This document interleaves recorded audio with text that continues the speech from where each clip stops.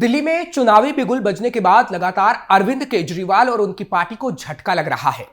अब एक ऐसा ही 440 वोल्ट का झटका उन्हें लगा है, जिसके बाद सियासी हलचल तेज हो गई है। नमस्कार, हमारा खास शो टर्निंग पॉइंट देख रहे हैं आप। मैं हूं आपके साथ हर्ष भारद्वाज।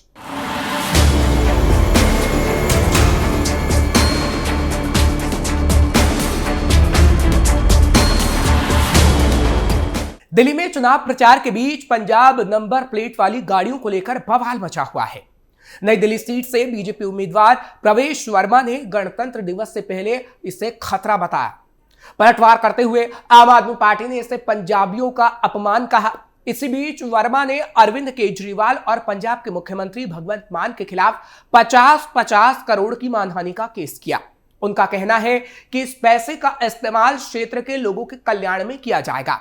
अब उन्होंने आप नेताओं को 48 घंटे के अंदर माफी मांगने का अल्टीमेटम दिया है।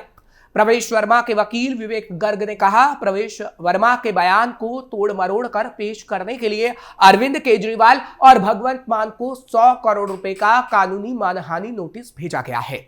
हमने उन्हें माफी मांगने और हर्जाना भरने के लिए 48 घंटे का समय दिया है, वरना उनके खिलाफ सख्त कानूनी कार्रवाई की जाएगी। जो भी हर्जाना होगा वह नई दिल्ली विधानसभा क्षेत्र की जनता के कल्याण पर खर्च किया जाएगा।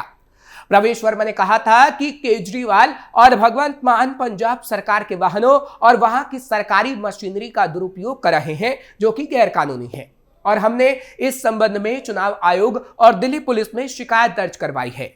भगवंत मान और अरविंद केजरीवाल कानून की धज्जियां उड़ा रहे हैं और जनता को गुमराह कर रहे हैं।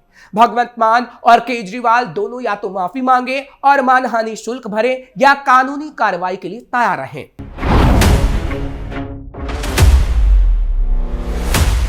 दरअसल बीजेपी के पूर्व सांसद ने कहा था, पंजाब में पंजीकृत हजारों गाड़ियां यहां घूम रही हैं। उन गाड़ियों में कौन है? यहां 26 जनवरी यानी गणतंत्र दिवस की तैयारियां की जा रही हैं। क्या वो यहां कुछ बड़ा करने जा रहे हैं जिससे हमारी सुरक्षा व्यवस्था खतरे में पड़ सकती है? इस पर केजरीवाल ने बुधवार को प्रेस कॉन्फ्रेंस में इस मुद्दे को उठाया और दावा किया कि वर्मा ने कहा है कि पंजाब की गाड़ियां दिल्ली में देखी जा रही हैं और कोई नहीं जानता कि अंदर कौन बैठा है, और यह 26 जनवरी को गणतंत्र दिवस से पहले बड़ा खतरा है। कॉन्फ्रेंस में केजरीवाल ने कहा कि वर्मा और गृह मंत्री अमित शाह को पंजाबियों का अपमान करने के लिए माफी मांगनी चाहिए। वर्मा ने मंगलवार को केजरीवाल पर नई दिल्ली निर्वाचन क्षेत्र में प्रचार करने के लिए आप शासित पंजाब के आधिकारिक तंत्र और साधनों का दुरुपयोग करने का आरोप लगाया। उन्होंने निर्वाचन आयोग और दिल्ली पुलिस में शिकायत दर्ज करवाई थी।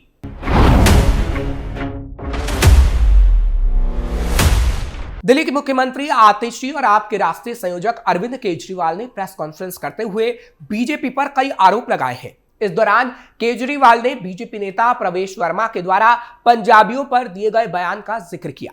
वहीं केजरीवाल के बयान के बाद प्रवेश वर्मा का जवाब भी आ गया है। प्रेस कॉन्फ्रेंस में सीएम आतिशी ने कहा कि जब से रमेश बिधूड़ी कालकाजी से चुनाव लड़ रहे हैं, लगातार गुंडागर्दी और दहशत का माहौल बीजेपी द्वारा विधानसभा में बनाया जा रहा है।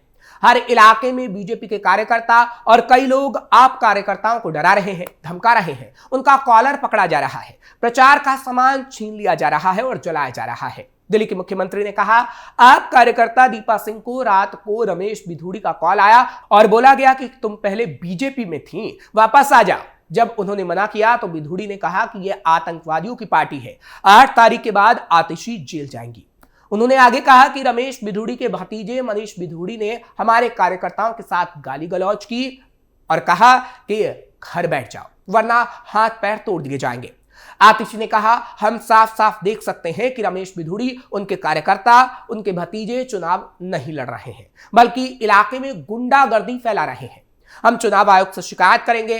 अरविंद केजरीवाल ने कहा, जिस तरह से गुंडागर्दी और हिंसा बीजेपी फैला रही है, यह कालकाजी विधानसभा तक सीमित नहीं है। दिल्ली में कई जगहों से शिकायतें आ रही हैं कि बीजेपी हिंसा पर उतरी हुई है। दिल्ली में बीजेपी अपनी ऐतिहासिक हार की तरफ बढ़ रही है। अब इसकी कमान अमित शाह ने संभाल ली है और पूरी दिल्ली पुलिस को कानून व्यवस्था से निकाल दिया गया है। उन्होंने आगे कहा कि पूरी दिल्ली पुलिस अब बीजेपी का चुनाव प्रचार कर रही है। बीजेपी के गुंडों को संरक्षण दिया जा रहा है, खुलेआम गुंडागर्दी चल रही है और पुलिस वहीं खड़ी होती है। आपके वोटर्स को धमकाया और डराया जा रहा है। केजरीवाल ने कहा कि दिल्ली की कानून व्यवस्था पहले से ही चरमराई हुई थी, अब तो पूरी तरह से ध्वस्त हो चुकी है। एक दो एसएचओ से फोन पर मेरी बात हुई, उन्होंने मुझे बताया कि गृह मंत्रालय से आदेश आए हैं कि आप नेता की मीटिंग में व्यवधान डाला जाए।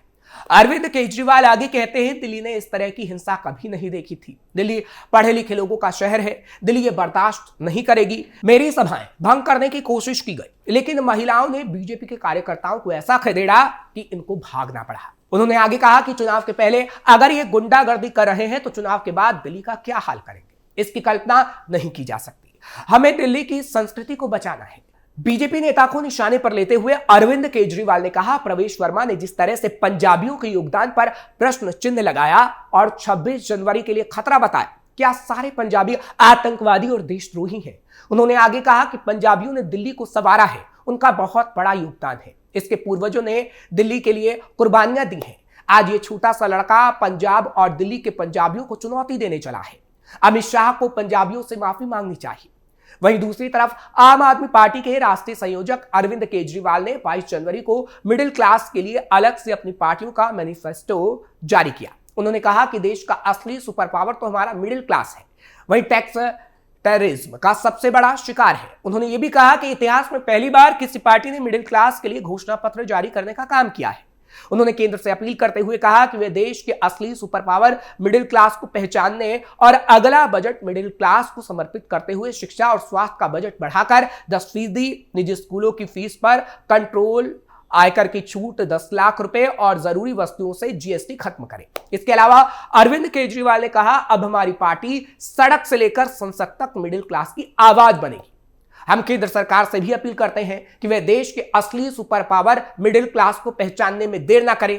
उन्होंने कहा कि देश का मिडिल क्लास टैक्स टेररिज्म का शिकार है। उनकी 50% कमाई सरकारों को टैक्स देने में ही खर्च हो जाती है। हालांकि आम आदमी पार्टी की सरकार ने दिल्ली के अंदर गरीबों और मिडिल क्लास को महंगाई की मार से बचाने के लिए मुफ्त बिजली, पानी, शिक्षा, स्वास्थ्य समेत कई सुविधाएं दी हैं।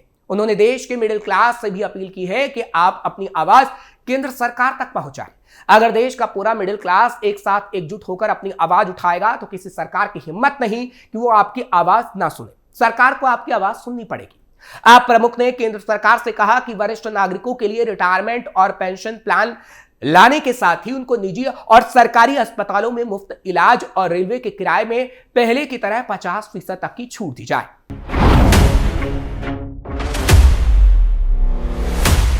अरविंद केजरीवाल भी बीजेपी विरोध की ही राजनीति करते हैं, लेकिन उनका विरोध कांग्रेस जैसा नहीं होता। कांग्रेस राम मंदिर उद्घाटन का सीधे सीधे विरोध करती है, लेकिन अरविंद केजरीवाल बड़ी ही संजीदगी से रिएक्ट करते हैं। 22 जनवरी 2024 के उद्घाटन समारोह में हिस्सा लेने तो वो भी नहीं गए थे, लेकिन बयान तो संभल पर भी दिया गया था। व्यवस्था की बात करते हुए अरविंद केजरीवाल ने कहा था कि वो पूरे परिवार के साथ जाना चाहते हैं, लेकिन सुरक्षा वजहों से ऐसा संभव नहीं हो पा रहा है।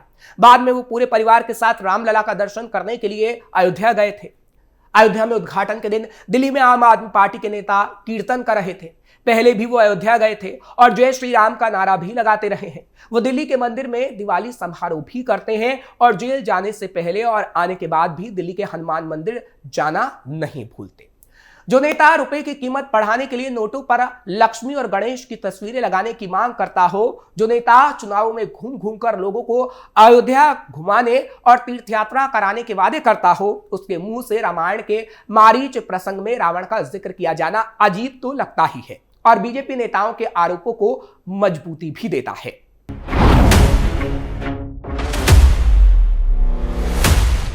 अरविंद केजरीवाल एक चुनावी सभा में रामायण की कथा सुना रहे थे। बोले, रामचंद्र जी खाने का इंतजाम करने जंगल में गए, माता सीता को अपनी झोपड़ी में छोड़ गए। उन्होंने लक्ष्मण को कहा कि तू सीता मैया की रक्षा करेगा। इतने में रावण सोने का हिरण बनकर आ गया। सीता मैया ने लक्ष्मण को कहा कि मुझे ये हिरण चाहिए। लक्ष्मण ने श्री राम की बात का हवाला देकर जाने से मना किया कि मुझे आपकी रक्षा करनी है। सीता ने कहा, नहीं, मैं तेरे को आदेश देती हूं कि तू जा और हिरण को पकड़ कर ला। बीजेपी नेता इसी बात को लेकर अरविंद केजरीवाल पर हमला बोल रहे हैं, क्योंकि अरविंद केजरीवाल जिस प्रसंग की बात कर रहे हैं उसमें रावण नहीं बल्कि मारीच होता है।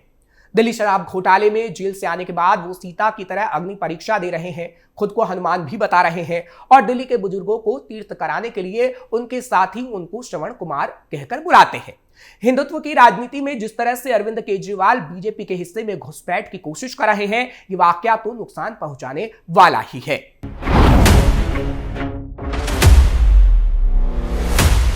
बीजेपी नेताओं के हमले पर अरविंद केजरीवाल ने ऐसे रिएक्ट किया जैसे उनको कोई परवाह ही ना हो। अरविंद केजरीवाल का कहना है, पूरे बीजेपी धरने पर बैठी है कि मैंने रावण का अपमान कैसे कर दिया। इनकी प्रवृत्ति राक्षसी है। झुग्गीवालों और आम लोगों से कहना चाहता हूं कि अगर सत्ता में आ गए तो राक्षसों की तरह आपको निगल जाएंगे। अरविंद केजरीवाल भी जानते हैं कि गलती हुई है, लेकिन वो बीजेपी पर पलटवार कर मामलों को न्यूट्रलाइज करने की कोशिश कर रहे हैं।